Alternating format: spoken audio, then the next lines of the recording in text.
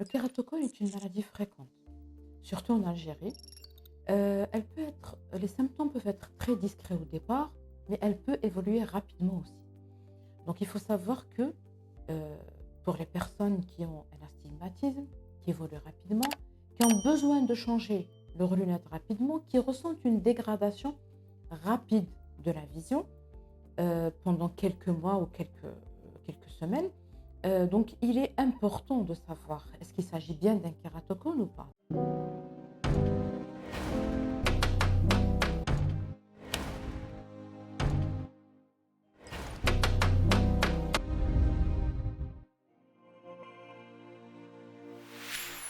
Donc, il faut savoir que le kératocone est une déformation progressive de la cornée.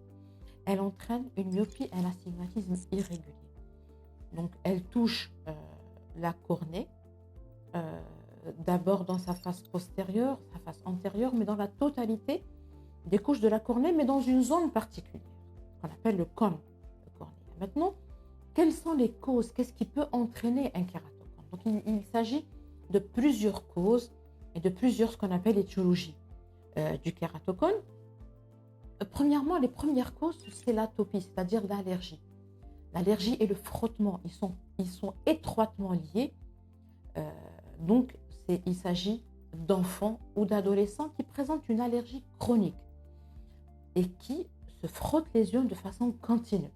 Donc, ce qui a entraîné des déformations dans la biomécanique cornéenne. Donc, il s'agit là d'une déformation progressive. Donc, la cornée n'a pas supporté cette contrainte mécanique chronique. Donc, on avait dit, il y a aussi d'autres causes qui sont les maladies du tissu élastique, certaines maladies chroniques, aussi certaines maladies du tissu élastique, etc. C'est aussi fréquent dans la trisomie 21. Donc, il s'agit de plusieurs causes. Il y a aussi facteurs héréditaires, mais les facteurs les plus importants restent l'allergie et le frottement oculaire. Donc, c'est pour cela que pour éviter, donc il s'agit d'un message très important. Donc, il ne faut pas se frotter les yeux. Si on a une allergie, il faut la traiter. S'il y a d'autres causes, il faut aussi les traiter, mais il ne faut pas se frotter les yeux. C'est l'un des facteurs les plus importants qui cause le kératocone. Donc, le kératocone, il faut savoir qu'il touche les personnes jeunes, c'est-à-dire à l'âge de l'adolescence. Il peut aussi toucher les enfants, mais ce n'est pas très fréquent. Mais chez un enfant euh, euh, à qui on trouve un astigmatisme qui évolue rapidement, qui a besoin de changer ses lunettes fréquemment, il est important au fait de réaliser le diagnostic. On pense au kératocone et on pense à faire le diagnostic. Maintenant, comment on fait le diagnostic du kératocone? Kératocone, donc le médecin suspecte, selon des symptômes cliniques, un astigmatisme irrégulier qui n'est pas symétrique, qui évolue rapidement. Donc ça nous pousse à faire un examen complet, bien sûr, mais aussi de réaliser une topographie ou un OCT du segment antérieur, qui peut nous donner non seulement le diagnostic du kératocone, mais aussi le stade du kératocone. Maintenant, si on passe au traitement du kératocone, on a plusieurs méthodes de traitement. Donc selon le stade du kératocone, selon la vision, l'âge du patient, etc. Donc la première, quand on est, donc il faut savoir qu'il y a des méthodes qui vont stopper le kératocone, essentiellement le crosslinking, et il y a des méthodes qui vont améliorer la vision. Donc si on commence par le crosslinking, c'est le gold standard du traitement du kératocone. Il permet, selon des études scientifiques très fortes, de stopper l'évolution du kératocone.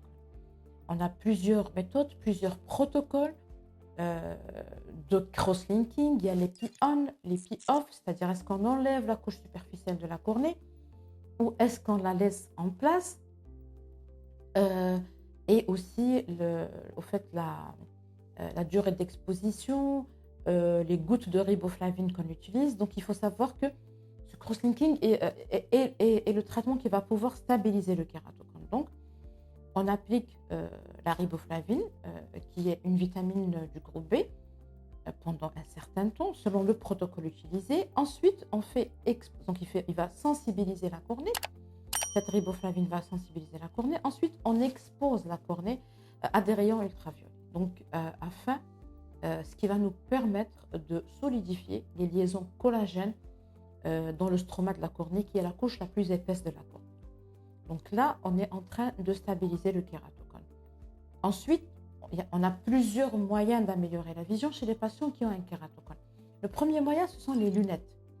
Donc, ce sont les lunettes dans les premiers stades, stade 1, lorsque le patient arrive à voir un 10 sur 10 avec des lunettes et qu'il ne veut pas la contrainte des lentilles ou des verres scléraux. Donc, ça peut être un bon moyen. Donc, si on a stabilisé le kératocone, on peut améliorer la vision avec des lunettes de vue,